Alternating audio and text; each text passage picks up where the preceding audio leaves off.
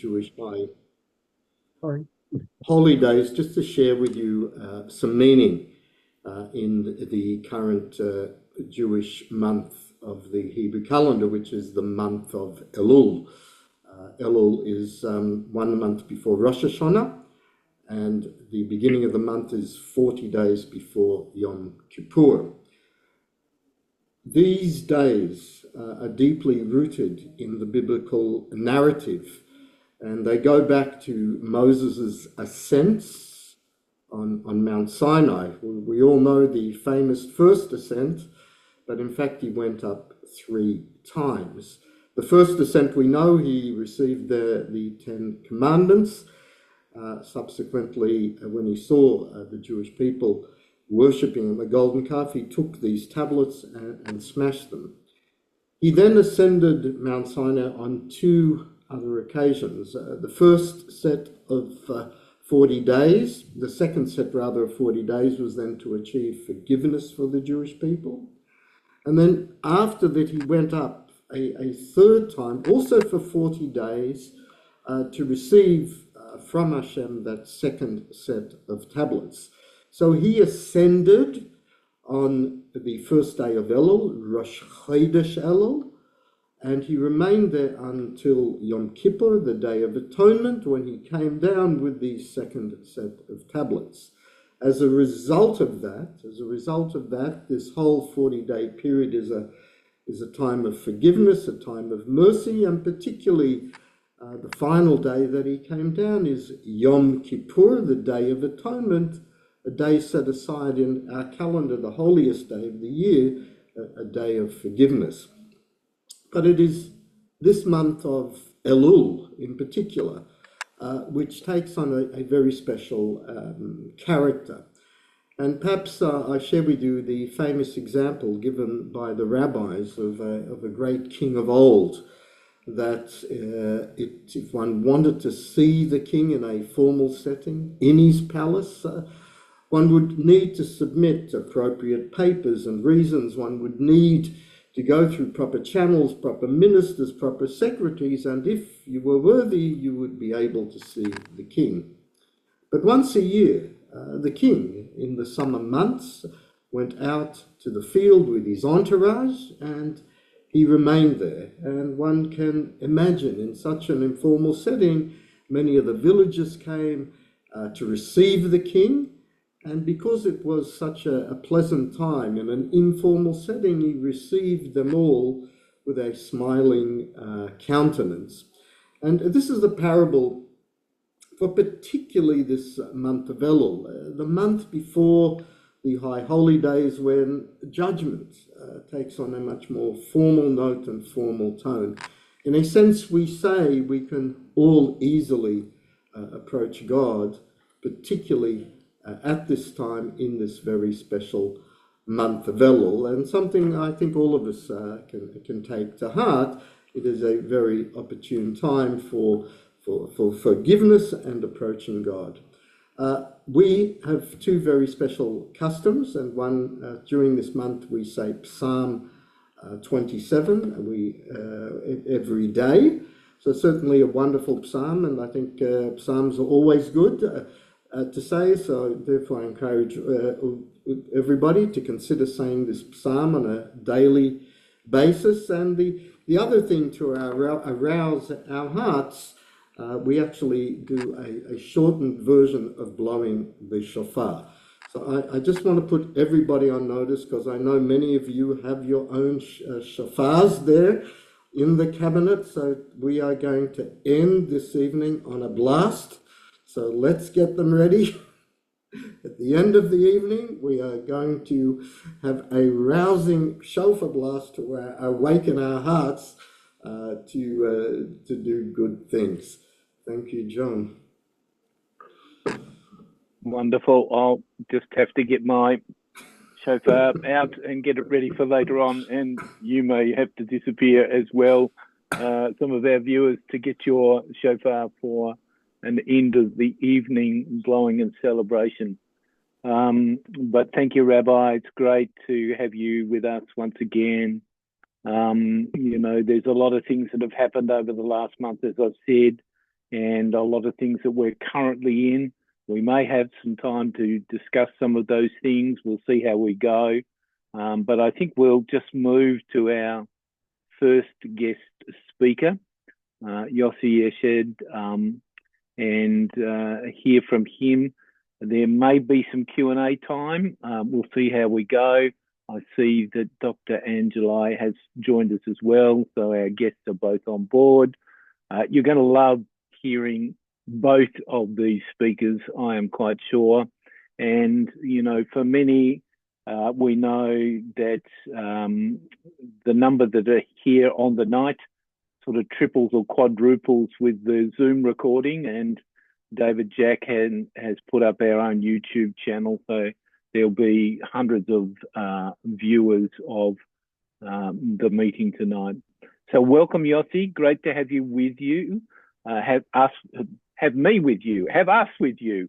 Yossi and I have met a couple of times. We had a night in South Australia together with his wife and some of the members of Parliament and Jewish leaders and Christian leaders about a month ago. And there's another one going to take place in a couple of weeks in Melbourne at a venue where Yossi and I and ICEJ and many of the other Jewish and Christian leaders will come together to share what is going on. But Yossi, over to you. I'm not going to tell everybody about you. You can give your own report and let me know when you want to play the video. Okay, good. All right. Wow, such a pleasure. John, thank you so much for inviting. Thank you so much for including me in this special webinar. Rabbi Risenberg, thank you very much for your warm opening. I never thought I'm going to be like a warm-up for shofar blowing. It's a big kavod. So thank you very much. Also, I saw my very good friends, Mark and Sarah from ICJ are also here. So I couldn't expect for more. So thank you very much. Before I start, we still have our 50 brothers and sisters in waiting for us to bring them home in Gaza.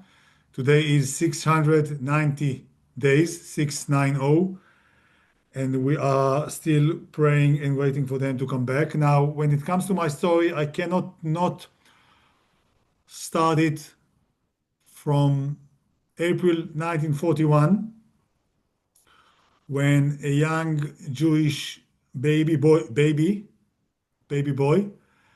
named Berl Schwamenthal, years to become Dov Eshed, my father. He was born in 41 in northern side of Romania to the war. Only him and his father survived the war. In 1950, they made Aliyah, moved to Israel. And I mention it just because what I feel, everything I'm doing, everything I was doing during the years is always representing this young Jewish Romanian boy that was born to the war, to the Holocaust, and lost most of his family. So years later, my father and my mother met in Tel Aviv and were born and got married.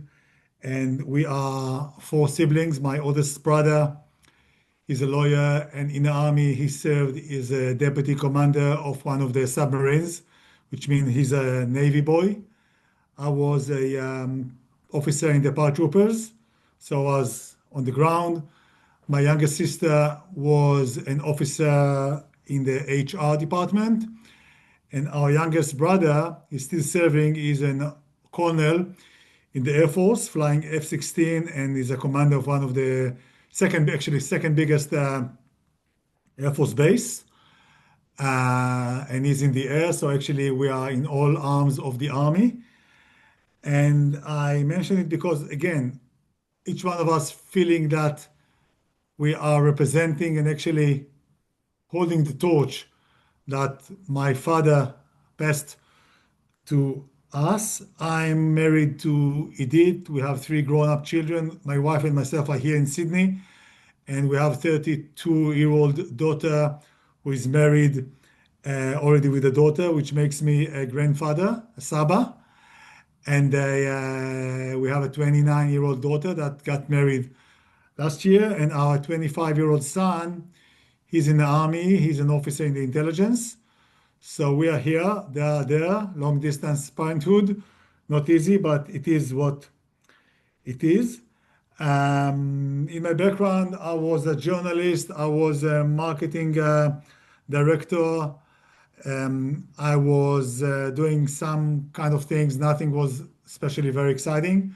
I think my really special journey started in 2008 when I went to Cape Town, South Africa, to be an Aliyah Shaliach for the Jewish Agency for Israel. I was serving from 2008, 2011 to in Cape Town, South Africa, and I was lucky to promote Aliyah. And actually, I was working very closely with Ibn Ezra and Bridges for Peace, two very important Christian organizations that they supported me and they helped me in my 3 years. There were more than 700 South African Jews that made Aliyah to Israel, which I was helping too, which was a big kavod, big honor. I moved with my wife to Sydney, Australia in exactly 10 years ago, exactly 10 years ago, September 2015, as a fundraising emissary, Shaliach, for the Jewish National Fund of New South Wales. And I was doing fundraising within the Jewish community of Sydney to projects in Israel. In January 2024, I started my new journey doing two things. One is I'm leading the New South Wales Zionist Council, which is everything about the connection between the Jewish community here of Sydney and Israel when it comes to Zionism, when it comes to Aliyah Expos, Israel's Independence Day, Israel's Memorial Day. Also, obviously leading all the activities and functions when it comes to October 7th.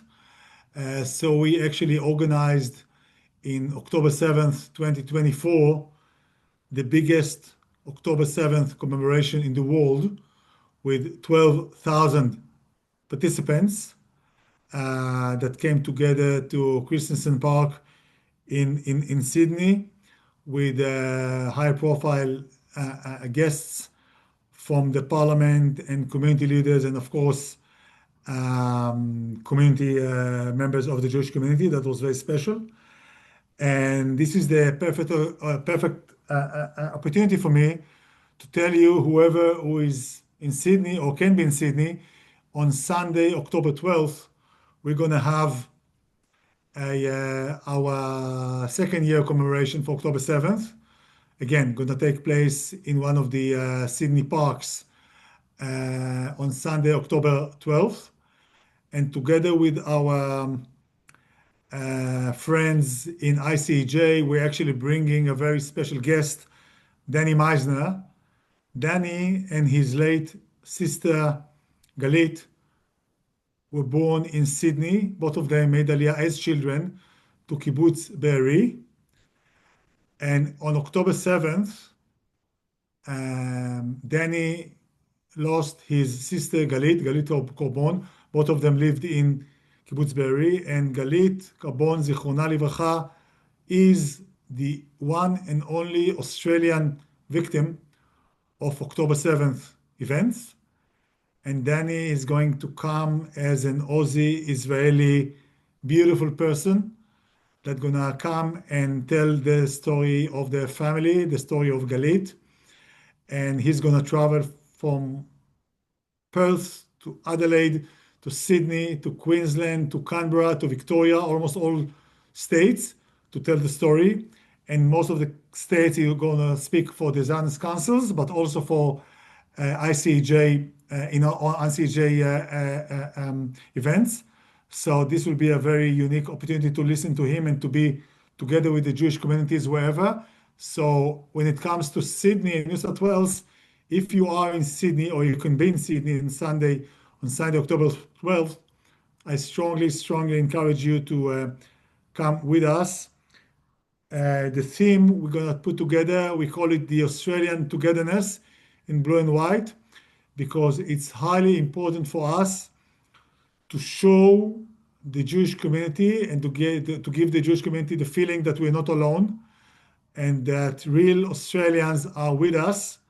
We do need it today more than ever. So this will be the theme of the night of October 12th, together with Dennis Meisner as our keynote speaker. So one hat I'm wearing is the Zionist Council of New South Wales. I'm also very proud to be the managing director of Israel Australia. Israel, not many people know about it. So if you don't know about it, that's okay. You're not the only one. Israel is an Israeli humanitarian aid organization that was established in 2001 in order to provide aid to the world. As simple as that. It's a proper, beautiful way of showing Tikkun Olam, helping communities all over the world, nothing about the Jewish world, nothing about Israel. So since 2001, we were in more than 64 countries in Asia Pacific, in Africa, in Latin America, in Ukraine. Now we are in South Sudan for already 14 years. We are in Vanuatu more than 10 years. We are in Myanmar. We are in LA because of the fires that took place last year. We are in Ethiopia. We are in Guatemala. So it's always about helping those communities, wearing Israel's t-shirts, being very proud of being Israeli organization that helping the world. And we are also, as I said, we are mentioned Vanuatu, we were also in PNG, in Fiji, etc. So not only we are in all over the world, that when it comes to Asia Pacific, which is a very clear, strong Australian interest to be a big player. So actually we are also serving the Australian interest to help countries in Asia Pacific. Now, one of our uniqueness factors as Israel is we are called as the humanitarian wing of the startup nation because we are a leading organization in the area of aid tech. Aid tech is the name of all the technologies, just like prop tech or fintech or agri-tech. So aid tech is the name of all the technologies that are used in order to give humanitarian aid. Now, just a few words about what aid tech is about.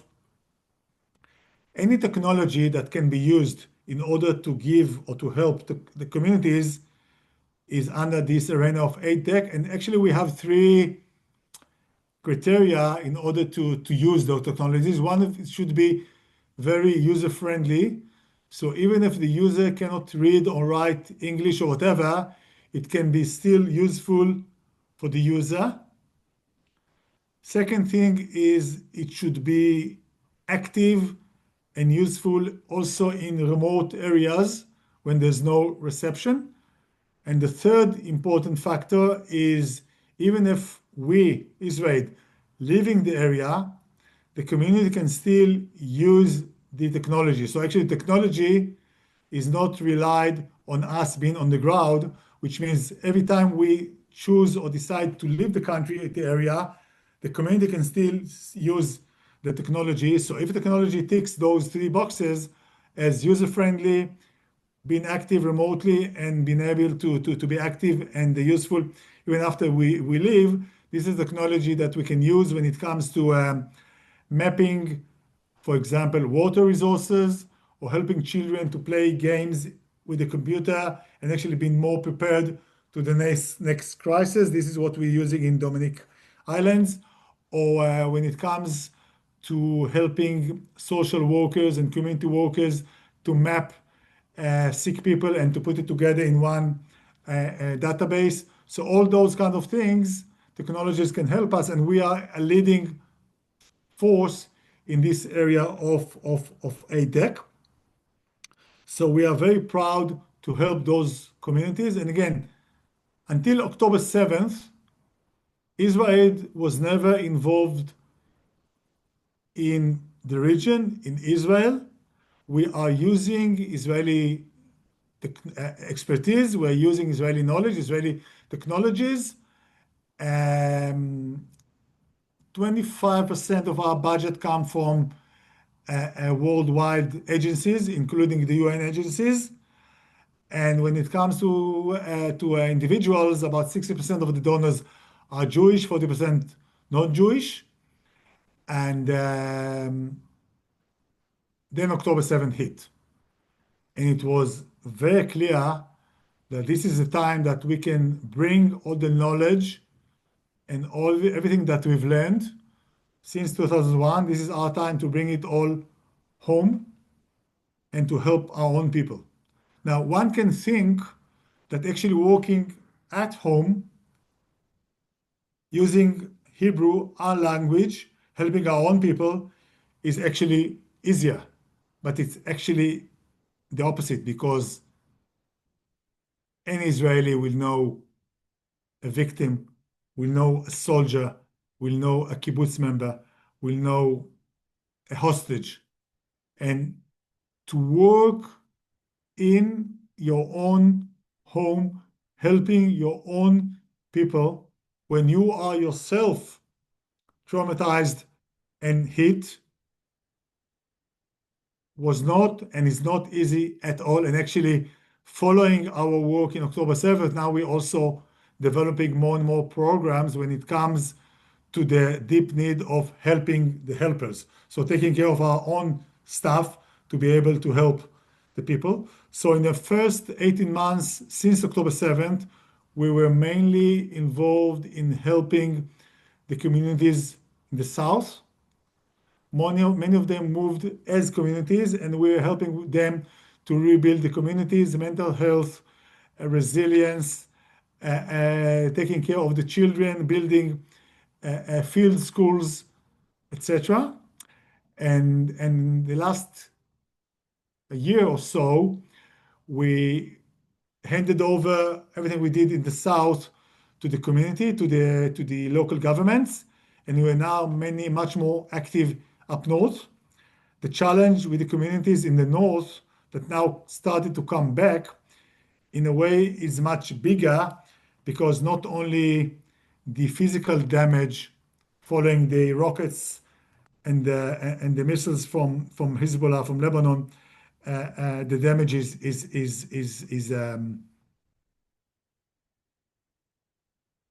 horrific.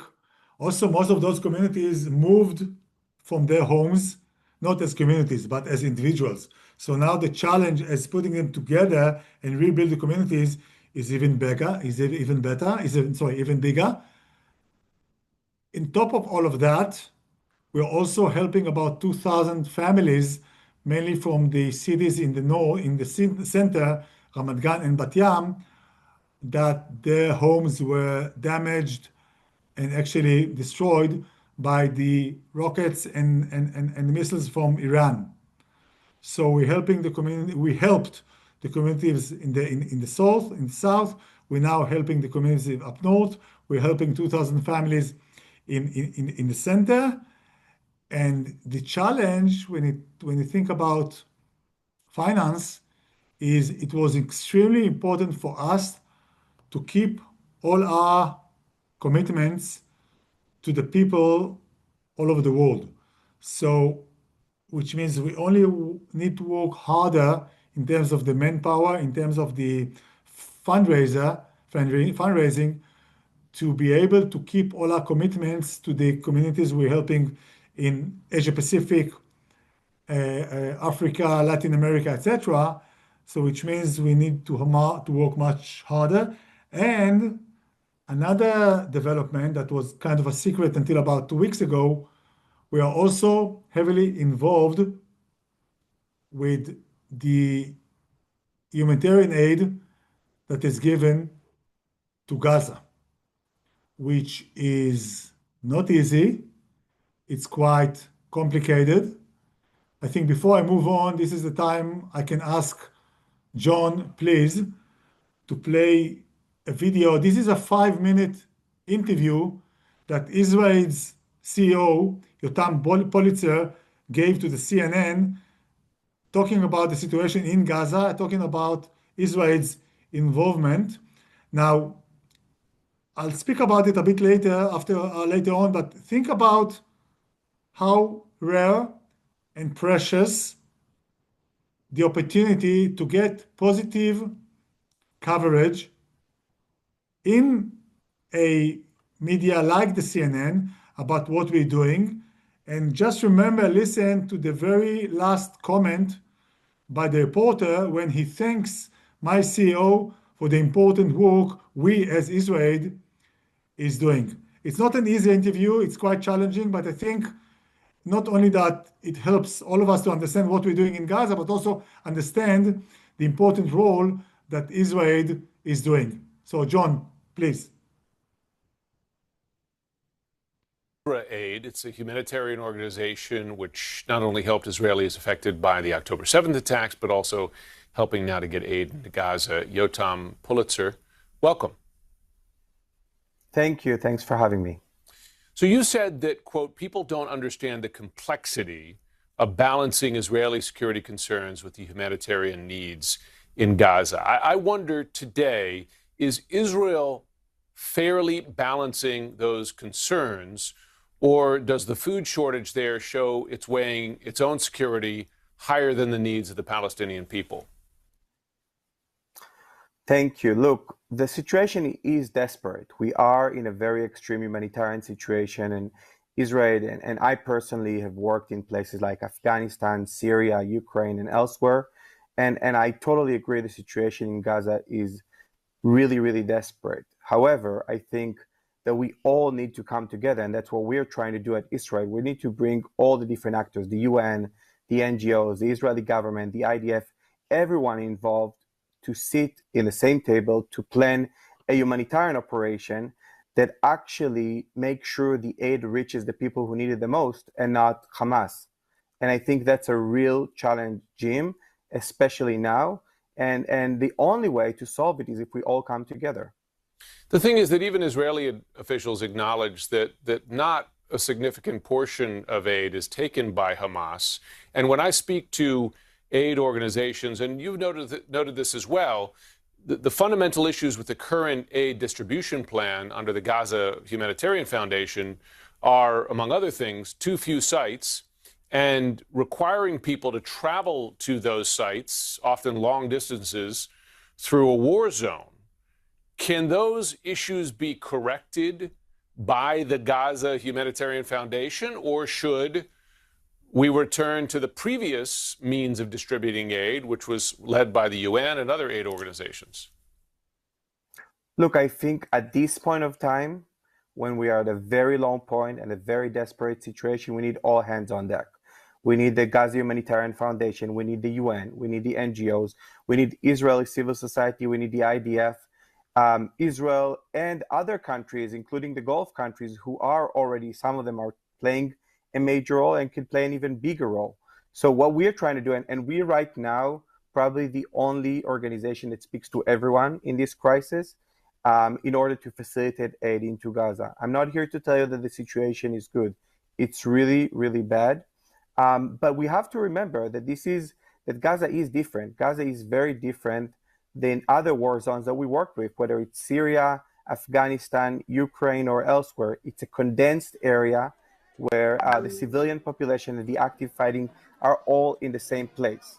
So making sure the aid really reaches the people is a real challenge.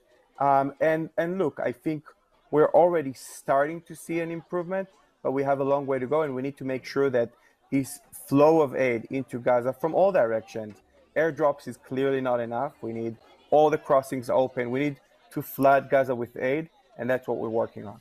As you know, Israel is considering now occupying all of Gaza. That's the subject of this cabinet meeting underway and has been for a number of hours. How would a full Israeli takeover of Gaza affect the distribution of aid? Because what you're talking about is a shared responsibility. Right now, that responsibility is in the hands of the Gaza Humanitarian Foundation, which is an Israeli decision. If others are to get involved again, including the UN, if that's what you're talking about, would that be possible if Israel takes over the entire enclave? Look, I'm not the government. I'm not the political decision maker. I'm a humanitarian worker, and that's what we've been doing for the last 25 years. We worked in 64 countries. Right now, as we speak, it's not just the Gaza Humanitarian Foundation. It's the UN. It's the NGOs. It's really everyone working on this together or parallelly. And I, at this point of time, I don't think there's one solution that could work. The only thing that we can do is if we really try all these methods together to address this crisis. And then, you know, we all hope for the hostages to be back. We all hope for the Gazan civilian population to receive the aid they need and to address the acute crisis that they're at. And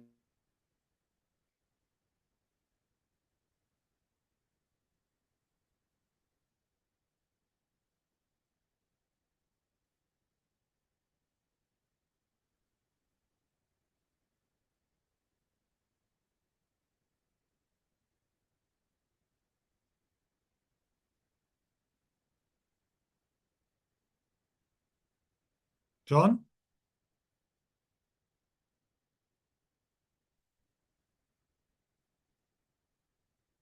John? Yep. Sorry. I've got another thing that kept playing. Hold on.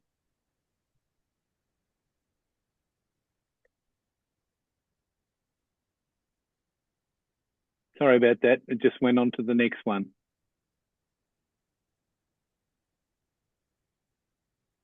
Back. Yossi? Okay. Should I just move on? Yeah, move on. Yep. Okay. So actually, we saw most of the video, and again, as a conclusion, the reporter was thanking Yotam for the important work Israel is doing. So this is where we are at the moment. This interview took place about 2 weeks ago. When it comes to the very interesting, challenging, not easy journey of Israel here in Australia, the mission is to build a multicultural organization where non-Jews and Jews can come together and lead the organization here, and actually to help us, all of us, to spread out the word so Australians in general understand what Israelis, what Jews, what all of us are doing together in the world. We already developed an amazing partnership and friendship with ICJ and SCAFI and some others, and we're working very hard to open doors. We had an amazing, beautiful function, as John mentioned, in Adelaide. We're going to have another one in Melbourne very soon. And look, make no mistake, the only reason we are working hard to move or to do things with Israel is about providing humanitarian aid to the people that need it. However, as a byproduct, we all see, and I see it on a daily basis, how this unique story of Israeli humanitarian aid organization helping the world as a Tikkun Olam, how effective this story can be in changing people's mind. And when you think about fighting anti-Semitism, when people are aware more and more about what we're doing, it is useful. I can just tell you, I've met with a very successful non-Jewish Australian businesswoman, and she's running a very big PR media agency, well educated. And when I told her about the story of Israel, she told me, "Well, it's amazing. I always knew that you Jews are very isolated. You will always help each other. That's why you're so successful. And actually, you're telling me that you're working hard in order to help the others. And not only that, you have the capacity to do it after October 7th. That's amazing," she said. Now, I can only imagine if she said it to me as a friend so openly, I can only imagine how many people think this way without sharing with us. So actually, if we are able to get to more and more people and sharing the story of Israel, that can be just amazing. And this is my passion. So if I can just conclude, for me personally, my story, as I said, started April 41. And as I was helping about 700 South African Jews to make Aliyah, or I was raising millions from the Australian Jews in Sydney towards projects in Israel for the JNF, or when I bring thousands of people to October 7th commemoration, or when we're opening doors and telling the unique story of Israel, for me, it's always like representing this young Jewish Romanian boy.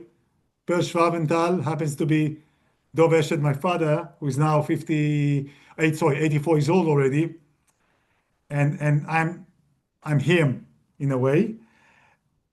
That's my story, and I can only invite you firstly to attend October 7th commemoration in Sydney, which will take place on Sunday, October 12th, and just get in touch with me, with us, if you have any way to open doors or to introduce me to people or to support Israel, Australia in any possible way. תודה רבה. Thank you very much, John. Thank you, Yossi. And Yossi, if you'd put your both personal details or email address and your website on for people on the chat so that they can, keep in contact with you, and if they've got opportunities for you to open to other groups of people, that would be fantastic. And it's great the work that you are doing. I think on the website there's some examples and some videos of where you've moved into Fiji or, other places that have been devastated by natural disaster. And that was great to see what's happening with the Gazans, etc. So, which again is a real topic at this moment. So, thank you for that, Yossi. Thank you for the introduction. Just for those people, before we'll just have a brief music interlude. Just to bring you up to date. So SCAFI has over the years, it's joined together with both Christian and Jewish organisations, and out of that we were just a loose formed body, and we have now formed out of SCAFI and all its affiliations and partnerships, including ICEJ, Bridges for Peace, C4I, many of our Jewish organisations. We have formed the Israeli Allies Foundation, and we are now a legal entity that can raise money for donations and distribute those donations, particularly in the form of anti-Semitism education, and also in supporting the Israel Allies Caucus, which is about 34 or 35 members of the Australian Parliament that support Israel and its rights as a nation, and to work with those members of Parliament and their electorates to educate them onto what is really going on. So Stephen might put that in the chat as well if you want to give a little bit for that. We're currently going through DGR recognition, which we hope in the next month or two will be all finished, but I don't think it's about that. I think it's about our heart to give and to support and to educate. With that in mind, David, we've got a short musical interlude, and hold on to your hankies. Yeah.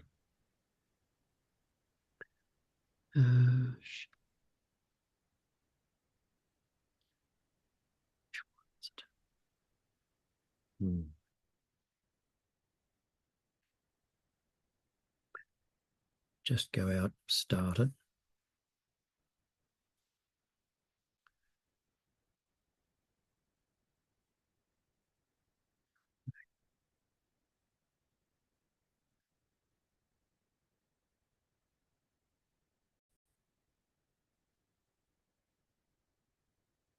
כשהלב בוכה, רק אלוקים שומע, הכאב עולה מתוך הנשמה. הנשמה. אדם נופל לפני שהוא שוקע, בתפילה קטנה חותך את הדממה. שמע ישראל אלוקיי, אתה הכל יכול, נתת לי את חיי, נתת לי הכל. בעיניי דמעה, הלב בוכה בשקט, וכשהלב שותק, הנשמה צועקת. שמע ישראל אלוקיי, עכשיו אני לבד, חזק אותי אלוקיי, עשה שלא אבחר. הכאב גדול ואין לאן לברוח, עושה שיגמר, כי לא נותר בי כוח.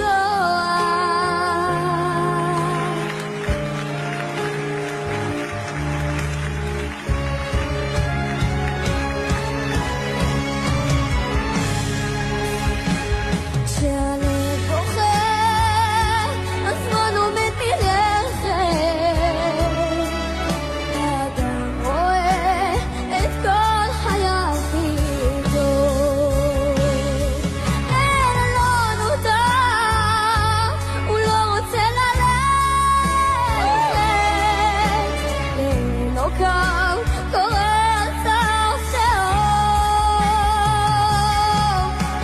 שמע ישראל אלוקיי, אתה הכל יכול,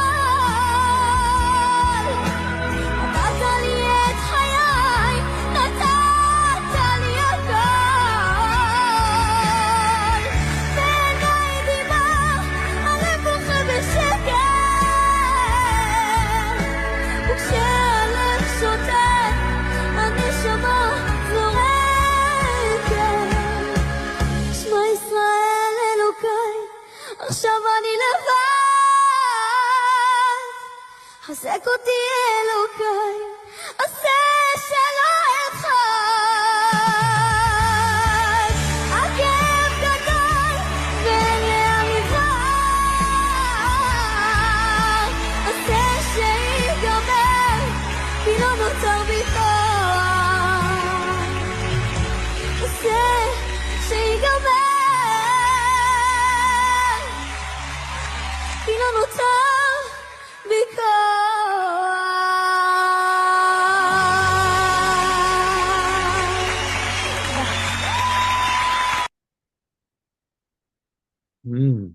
There you are. Wonderful. Thank you, David. A very moving song.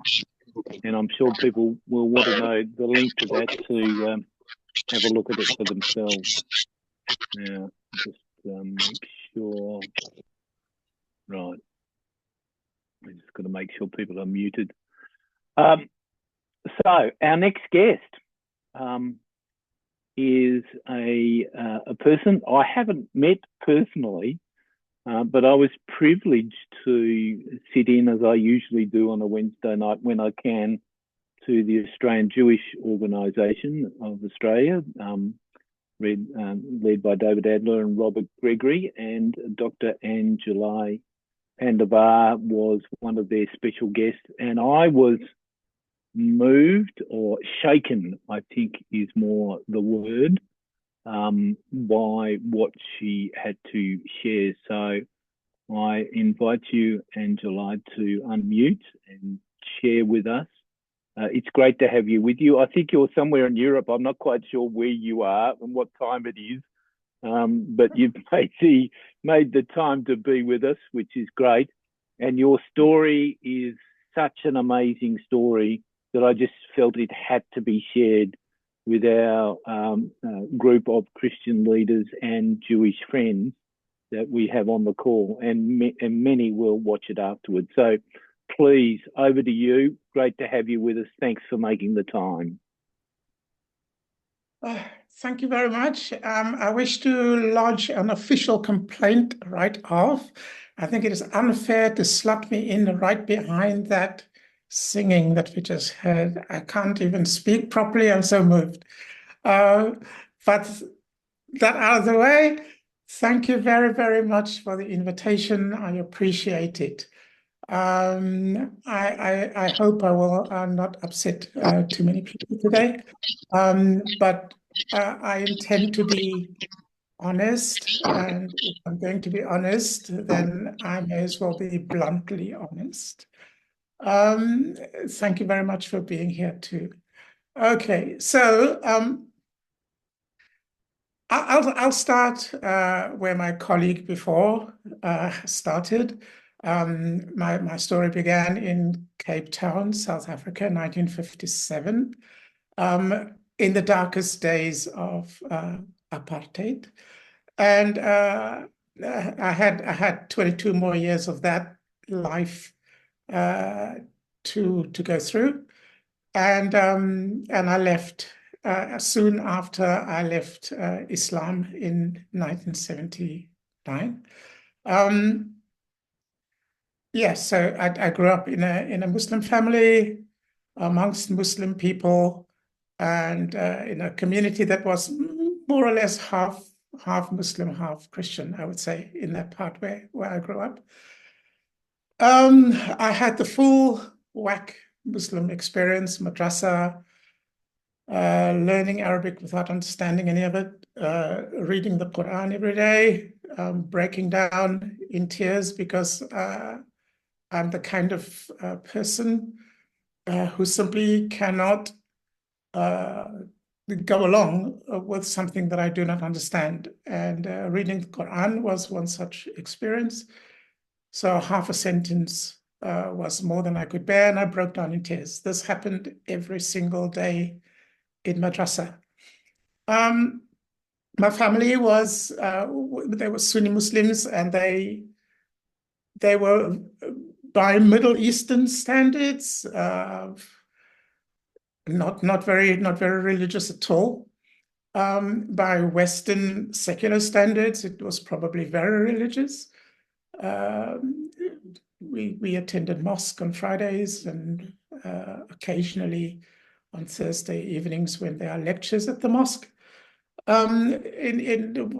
were lucky or unlucky enough to have the mosque quite literally at the end of our street, maybe 10 minutes walk away.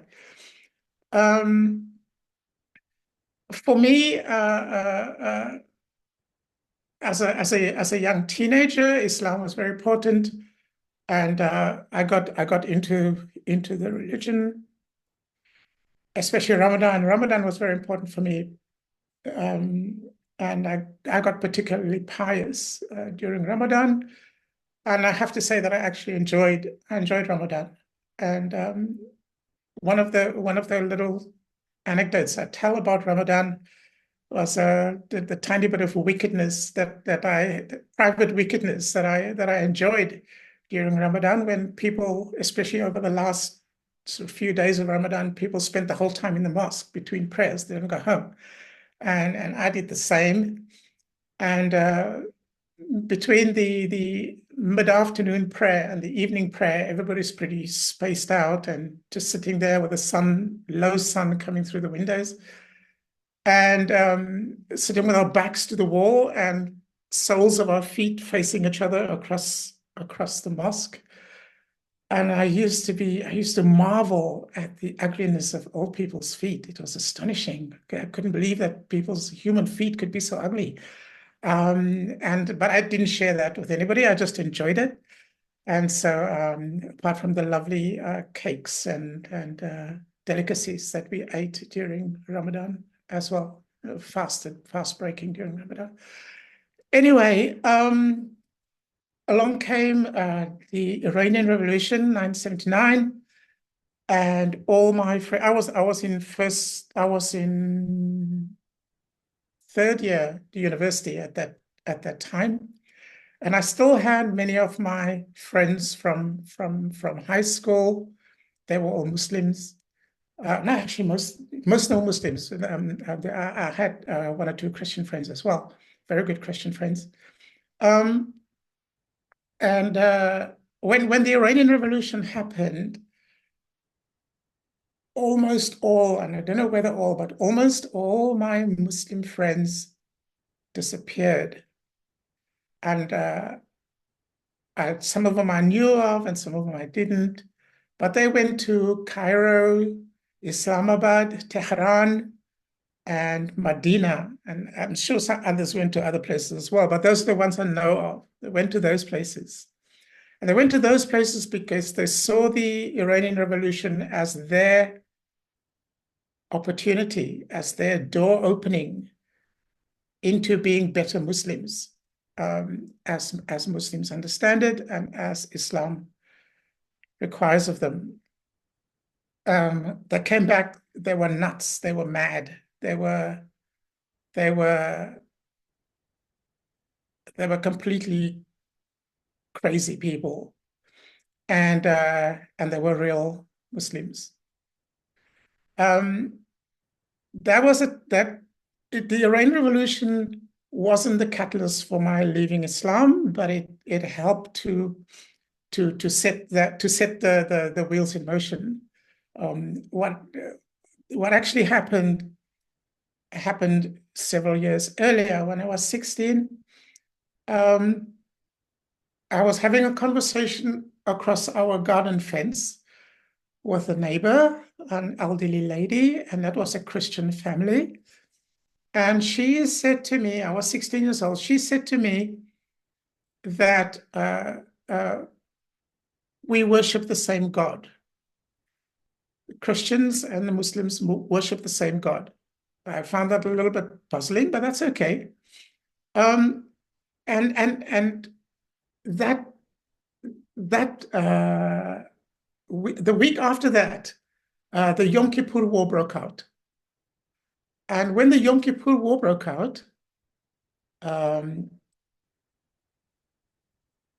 in school, in state school, which is a secular school, the headmaster of the school led a prayer in the assembly of the whole school, led a prayer asking God to give victory to the Jews. Fine. That very same day, in the afternoon, I was in the evening, I was in mosque, and there was a special prayer in mosque, and the imam asked God to give victory to the Muslims. I was 16, and that was the beginning for me. Not necessarily consciously, but I processed it from that moment on. How is God going to solve this? Two competing supporters appealing to him to help their side win this war. How is he going to sort this out? That was the beginning for me of growing up, I would say. Years and years later, after the 79 revolution in Iran, I was still attending madrasa, astonishingly.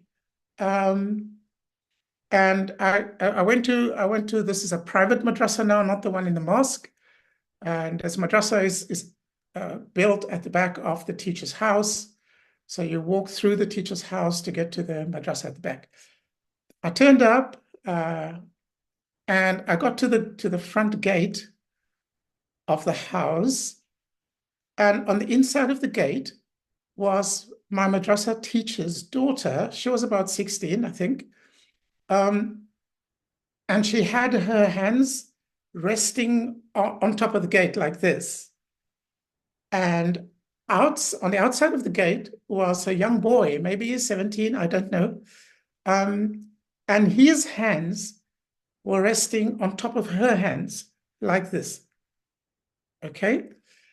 And as I approached, somehow they saw me, but they didn't look at me. I know this. I know they didn't turn their heads. They didn't break eye contact, but they saw me coming, and they moved to open the gate to let me through. And not once did they break eye contact, these two young people. It was such a beautiful thing to see, this early love blooming between these two young people. Anyway, I continued through the house. There was nobody in the house, all the way through to the back into the madrasa. And there was nobody there, only me. So I got my Quran out, opened it up, and got ready. And the next moment, I hear an incredible blood-curdling noise. It's just screaming and howling and crying, and the sound, the whacking sound of somebody being hit with something. The teacher was yelling at the top of his voice, and his daughter was crying so hard, screaming for help and just screaming. And his wife was in that mix as well, screaming for him to stop, and he wouldn't stop. He just continued hitting this girl. And that's when something snapped. That's when something snapped in me. And I quietly closed my Quran. I put it back into its bag, closed the bag, picked it up, and walked out. And when I walked out, the house was silent. So going back in through the house from the back, the house was silent. And walking through this space where I had to go through to get out the other side of the house, the only difference I saw was that the carpet was littered with splinters and bits of wood from whatever it was that he had hit her with. And deep inside, somewhere in the house, there was this girl sobbing bitterly. She could hardly breathe from how she sobbed.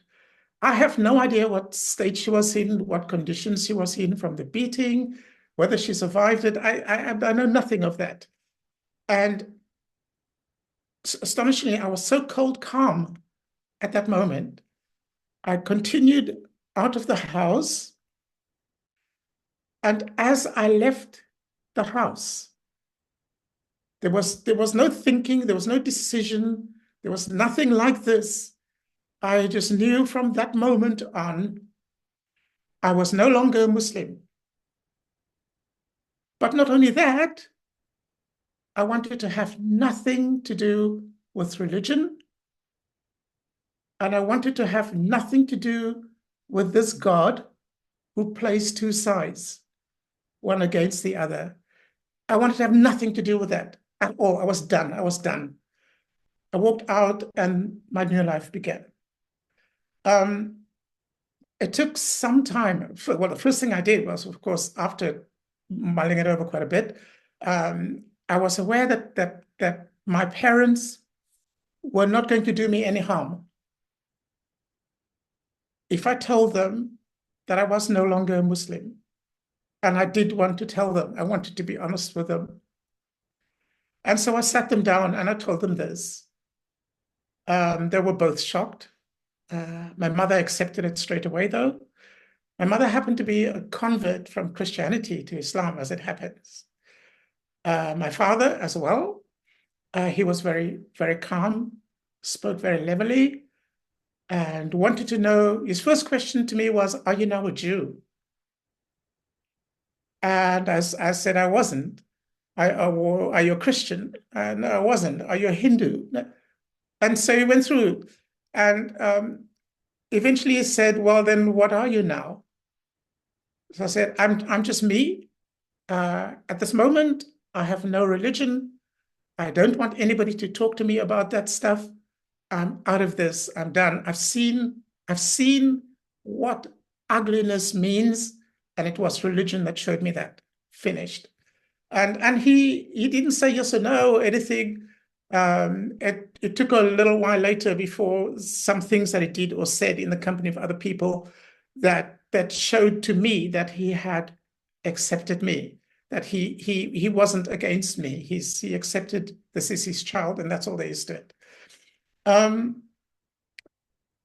Much later, I gradually discovered other things about Islam that were still in me that I thought weren't there, and that I worked on getting rid of after a while. But it suggested to me that Islam is something. It's not just something. It's not just an opinion. It's not just something you believe in. No. Islam is something that modifies your genes. It gets right into what makes you you. And to cease to be a Muslim is a far more difficult thing to do than simply deciding, I don't want this anymore. You don't stop being a Muslim just by deciding, I don't want this anymore. So there's a few years of working through many of those things. The one, I can list the things that really clung to me that I discovered subsequently. One of which was eating bacon. This was a hard one. And had I grown up Jewish, I would have had that too. But in Islam, to break this is something special. And so I had to get out of Islam properly to free myself from this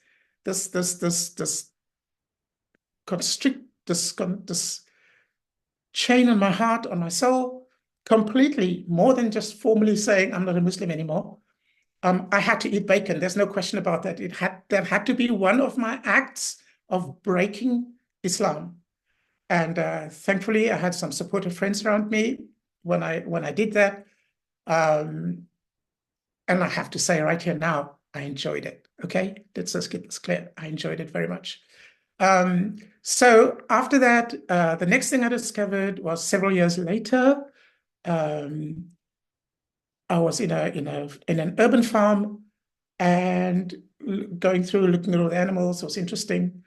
And then I looked across this wall, this low wall, and there was a pig, a full-grown adult pig right there on the other side of the wall in front of me, like within arm's reach.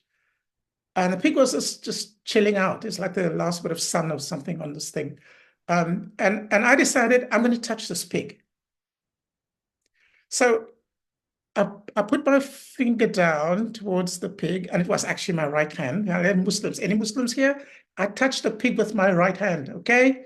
I put my right hand down and tried to touch this pig, and I could not.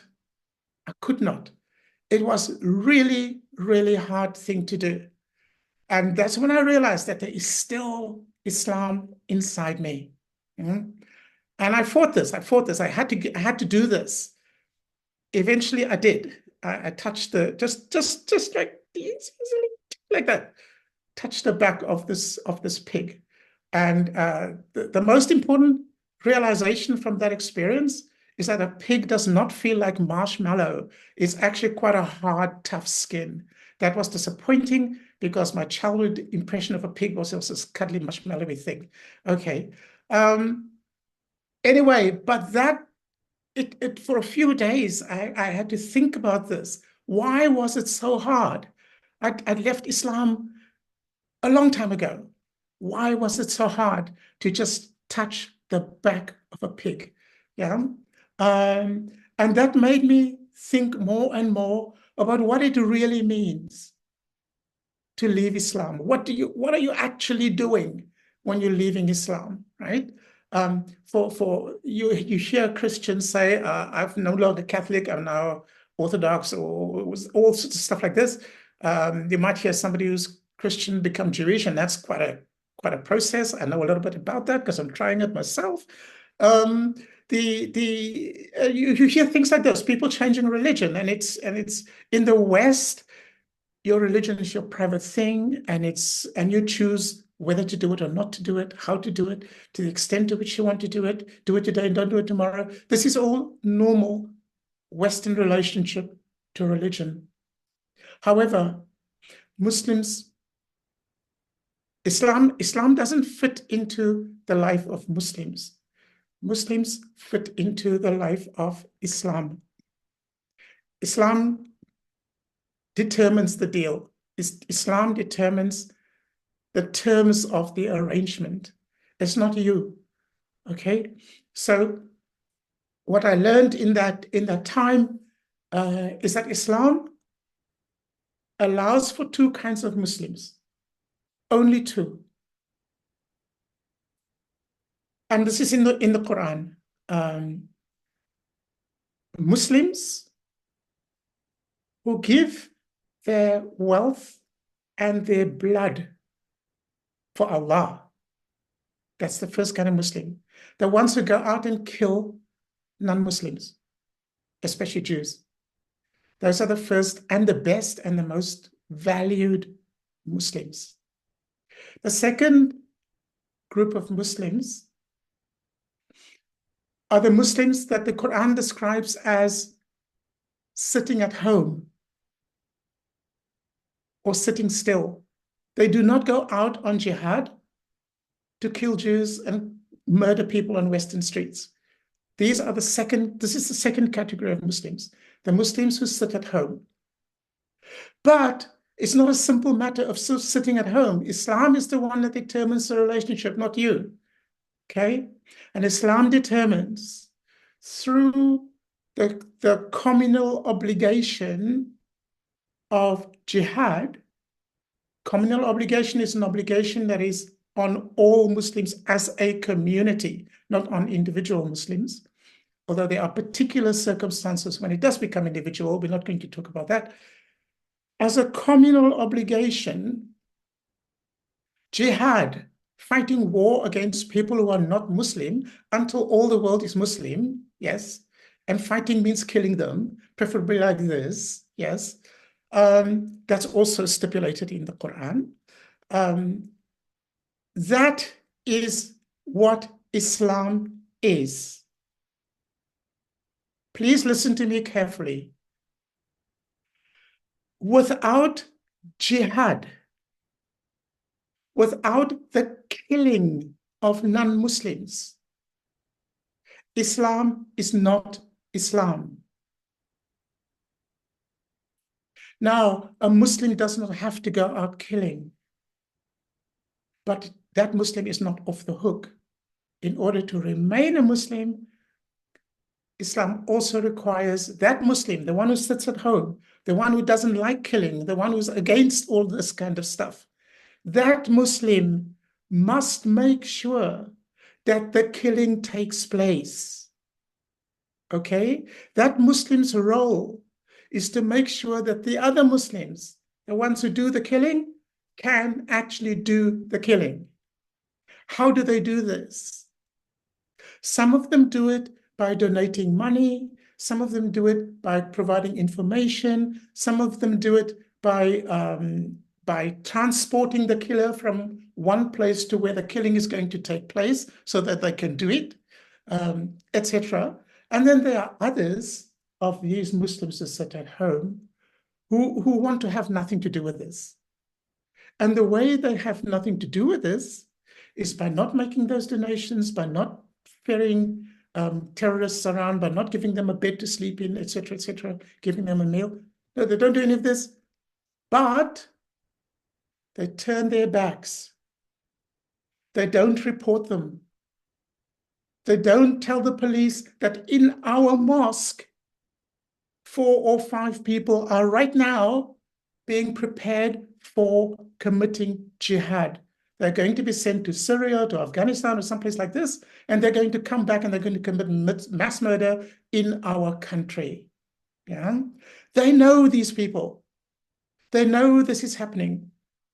They know that it happens in every single mosque. There is no such thing as a mosque that is not radical. There is no such thing, okay? So they know this, but they turn their back and they say nothing. And by doing that, they withhold information about jihad from the police, from the authorities. And in that way, they ensure that the jihad actually takes place. And why is it in their interest to do this? Because the communal obligation works in such a way. Only some Muslims have to do it. And if they do it, then everybody is clear of sin. However, if nobody does it, then that whole community has sinned. Think about how that works. As a totalitarian system, this is ingenious. It is in the interest of your moderate Muslim to ensure that the extremists do what the extremists do, else they'll be in sin. If they say, I am a Muslim, but I don't agree with this, that man or that woman is lying right in your face, no matter how long you've known them, no matter how dear they are to you as friends, they have just lied directly in your face because they need that mass murder to take place in order to be a good Muslim and to be okay with Allah. Yeah? Okay. So I did warn you, I'm going to say hard things and I'm going to say honest things and I'm going to continue. Okay. So to leave Islam, you are not immediately aware of this. You are in the same state of mind as a Muslim who's just beginning to have doubt and maybe can't stomach the sheikh, can't stomach the imam and stops going to mosque, etc. But that person is still a Muslim. And they would maybe practice it quietly, and they would continue calling themselves and feeling themselves to be Muslim. And to break that is the challenge. Yeah, that's the hard part. And that hard part only begins once you've actually left Islam. It's not something you can think through and plan out beforehand, because you realize once you have left Islam, you realize how much Islam still controls you. And so if this is somebody, you're now listening to somebody who left Islam and many, many years later came to realize how much Islam still controls her. Yeah. Think about the Muslim who says, I'm a Muslim, but I don't like all this violence and I don't agree with all this terrorism, etc. Think about that Muslim. Yeah. All it takes is for one of the so-called extremists to come to such a Muslim and say, what are you doing? You are not a proper Muslim. Come back to the straight path. Your friendship is gone. That Muslim is going to go back to being the kind of Muslim on the other side of the line that the Quran values more than the Muslim that he's been all this time while he was your friend. Okay? So, in my opinion, what helps in the process of recovering from Islam, and I call my website Murtad to Human, Apostate to Human, bottom underneath, recovering from Islam. And what helps this recovery process is to get rid of as much of what Islam had hardwired into you as a 5-year-old, 6-year-old, 7-year-old. And you will not know what those are unless you really expose yourself to the world and engage directly with the world. And the most important thing I realized as an adult, one of the hardest chains to break, one of the most important things to sever is the hatred that Islam had built into us for Jews. That hatred is, when I say it's woven into our genes, of course I don't mean biologically into our genes, but as a metaphor. I cannot think of a deeper way of expressing the messing up of a human being than saying it got woven into his or her genes. Hating Jews is woven into the genes, okay? And so a Muslim might befriend a Jew. Yes, we see this. The Jews are usually very flattered by this. The Muslims befriended, and Christians as well. They're flattered. The Muslims, No, that Muslim is doing what he can do or she can do to advance the cause of Islam. That is the side of this double split role, where the one side has to make sure that the other side can do the killing, telling you that Islam is wonderful and that Islam is something you can live with and that it is peaceful, etc., is preparing you, softening you up for when these guys come to do the business on you. I'm sorry to say this, but it has to be said, okay? You may not like me, and I don't know how long I'm going to live, but it has to be said. Your Muslim friend is preparing the killers, preparing you so that you are softened up for the killers. So, what I want to say, I want to come to a close now because I'm sure you may have some questions. The hardest thing for somebody who leaves Islam to do is to embrace the Jewish people in here, to love the Jewish people, to embrace Israel, and to support Israel.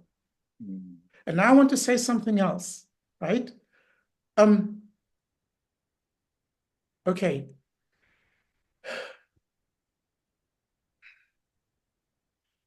I left Islam, and many people have left Islam. Many increasing numbers of people are leaving Islam. Islam arrogates unto itself the right to kill me. In Islam, there are certain types of killing. Now, let me put this in proper context. Sharia is the Islamic legal system. In Sharia, the default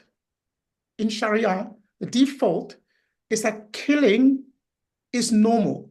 Killing is allowed. That's the default. Killing is permitted. And Sharia stipulates exceptions to that. Killing that is not permitted. Okay. So then it's make sure, for avoidance of all doubt, it makes sure that you definitely know that these people you definitely can kill. One of these people that you definitely can kill, absolutely no problem, is if you are a parent, you can kill your child. No questions asked. That's Islam. Okay? It's not radical Islam, it's not extremist Islam, it's not fundamentalist Islam, it is just Islam. Okay? Right. Somebody who leaves Islam, there is no punishment for killing them because they don't deserve to live. That's what it says in Sharia, in the law of Islam. Somebody who leaves Islam, there is no punishment for killing them because they do not deserve to live. I do not deserve to live. Okay? So for that one simple act of walking out of Islam, my life is forfeit. A Muslim can turn up at any day and put a knife to my throat. This can happen at any moment. So now I ask you, since these people have taken it upon themselves to promise me that punishment just for leaving Islam, would it not be completely idiotic of me to now go and hide in a corner quietly and not say anything and behave myself, etc., as if that takes that punishment away, as if a Muslim would have less reason to come and kill me? Of course not. So me and many other ex-Muslims too take the position, once you've already sentenced me to death, there is nothing that I can do to worsen that situation. So I am going out of my way for whatever life I have left to do as much damage to Islam as I possibly can every single day of my life, including at this moment, right? Yeah. I am warning you, the people that they want to kill, right? Yeah. So to finish this off, I want to say the worst possible thing I can do in the face of Islam is not only because I love Israel, and I feel, for the first time, I feel the Jewish people are a people that I want to be. I am already a part of, even though I'm not officially Jewish. I feel I am part of those people. Yes? And that is the worst thing you can do to Islam. I say, I'm Israel Chai. I say, I support everything that Israel does. I am a critic of Israel. I'm not a blind yes person. I criticize the government. I criticize the Jewish people. I criticize things that happen in Israel. But I know that the one thing that Islam fears above all else is Israel and the Jewish people succeeding. Yeah. They have one more Jew to kill. That's where I want to stop. Thank you, Doctor. Wow. As I said to people beforehand, I don't think I was I think I was emotionally moved but I was shocked with your story, I think, and I think many people will be shocked. But I applaud the bravery of you coming forward and telling your story, because I think that's the most important thing of all, that we understand the culture that you were brought up with, and that you are now taking a stand to, speak the truth and speak your testimony. And I just give you applause for all that. I could spend another hour with you, because I would like to talk to you about what's happening, in the different countries around the world. But I think that's going to be another time and another date, perhaps a Sunday afternoon on KB. We'll have you and we'll just talk about some of the implications, and we'll share your story left, right, and centre. But I am so thankful to have you on, whatever time it is, wherever you are at this time. So thankful that you came on board and shared your story. But I want to finish on a high note, and that is that our God, our Hashem, is in charge of all this stuff that we don't see, we don't understand, we look at the world and we go, wow, how can this ever be fixed with what is happening at this moment? But we have a belief, and we walk and talk and we love and we care for our brothers and sisters, Jewish and all, wherever they come from, that they would see, that our God loves them and he is in charge of all these things.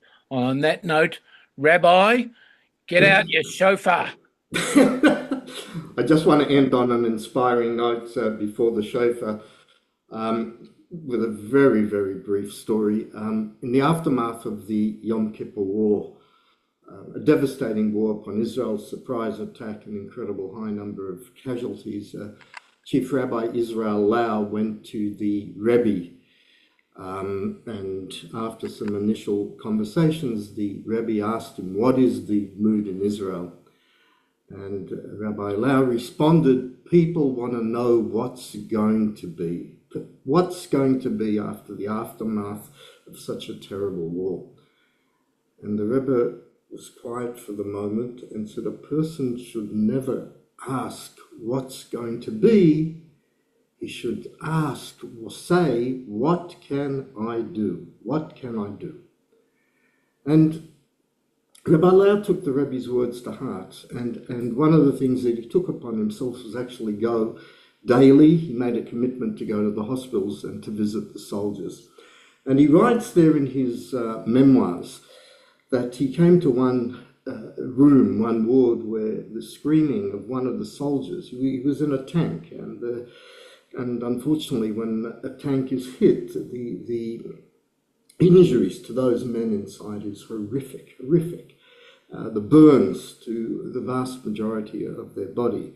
And he went into this soldier who was screaming, and no matter what he said to him, no matter what he said to him, he couldn't comfort him. So he went to the next room and the next room. And he continues on the way out of the hospital. He passed the soldier again, but this time there was quiet. There was silence. Perhaps he'd found some relief, and he opened the door, and he saw a nurse next to the soldier. And what the nurse did is she had found one patch of skin that was not burnt, and she was patting him on that one small patch of skin, and that gave him comfort. And I think it's a powerful message that, you know, we are overwhelmed, not only as Jewish, of what is happening in the world today. And it's not only Jewish people, good people like yourself, John, and others on this podcast, they're horrified. And certainly, from time to time, we asked, well, what can I do? And here we have to dig deep and say there's always something we can do to find that small little patch of skin, that opportunity to give comfort to somebody else. So, but let us conclude on a high with the blowing of the shofar. I'll blow the formal notes at the outset, and then I'll invite everybody to join. And like Joshua, as he surrounded and went around the walls of Jericho blowing the shofar, they collapsed. Let us hope our shofar blowing collapses all the evil in the world.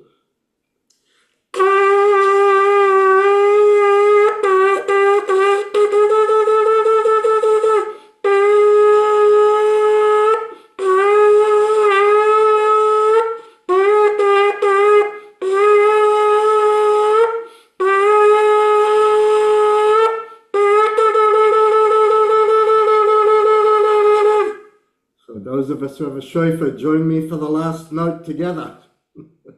Unmute.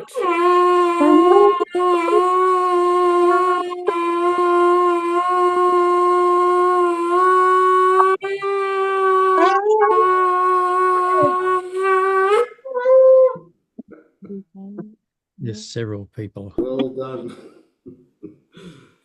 Well done, everybody.